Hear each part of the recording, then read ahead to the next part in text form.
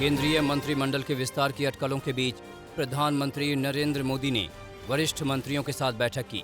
इस बैठक में राजनाथ सिंह, नितिन गडकरी, सदानंद गौड़ा समेत कुछ और मंत्री भी मौजूद रहे। बीजेपी अध्यक्ष जेपी नड्डा भी इस बैठक में मौजूद रहे। राजस्थान कांग्रेस में जारी संकट और गहरा सकता है। बीएसपी से कांग्रेस में आए 6 विधायकों ने भी सरकार के खिलाफ मोर्चा खोल दिया है। बीएसपी से कांग्रेस में शामिल हुए पूर्व मंत्री राजेंद्र गुढ़ा ने कहा कि हम नहीं होते तो राजस्थान में कांग्रेस सरकार गिर गई होती।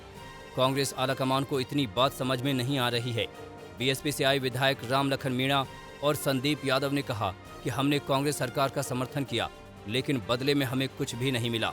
विधायकों ने जल्द मंत्रिमंडल में विस्तार और नियुक्तियां करने की मांग की है। गहलोत मंत्रिमंडल में कुछ नए चेहरों को मौका देकर मौजूदा संकट दूर करने की चर्चा है। हालांकि सीएम अशोक गहलोत के ऑफिस से जारी किए गए बयान के बाद मंत्रिमंडल विस्तार की संभावनाएं कम ही लगती हैं। बयान में कहा गया है कि कोरोना के बाद से हो रही दिक्कतों के चलते मुख्यमंत्री अशोक गहलोत 1.5-2 महीने तक किसी सार्वजनिक कार्यक्रम में शामिल नहीं होंगे। किसी कार्यक्रम में सीएम सिर्फ वीडियो कॉन्फ्रेंसिंग के जरिए ही जुड़ेंगे। इस बात की भी चर्चा थी कि सचिन पायलट के कुछ समर्थक विधायकों को मंत्रिमंडल में जगह दी जा सकती है। राजस्थान में जारी सियासी सरगर्मी के बीच सचिन पायलट बीते 4 दिनों से दिल्ली में हैं, लेकिन अब तक सुलह के किसी फॉर्मूले पर बात नहीं बन सकी है।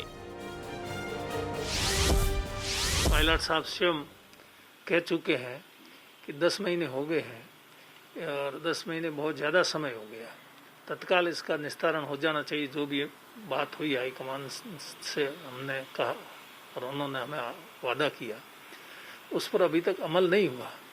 तो उस पर अमल नहीं हुआ तो उससे असंतोष होना वाजिब ही है।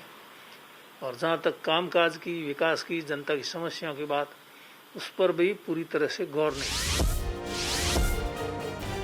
पश्चिम बंगाल में पार्टी नेताओं की टीएमसी में वापसी रोकने के लिए बीजेपी एक्शन मोड में आ गई है।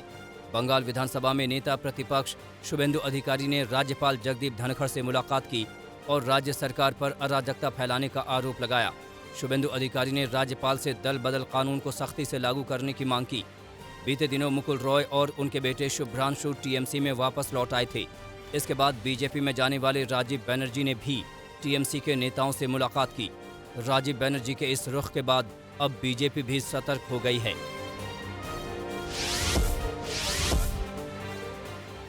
एलजेपी में बगावत करने वाले 5 सांसदों ने पशुपति कुमार पारस को संसदीय दल का अध्यक्ष चुन लिया है। 5 सांसदों ने लोकसभा स्पीकर ओम बिरला से मुलाकात कर उन्हें पार्टी के संसदीय बोर्ड की बैठक में लिए फैसले की जानकारी दे दी।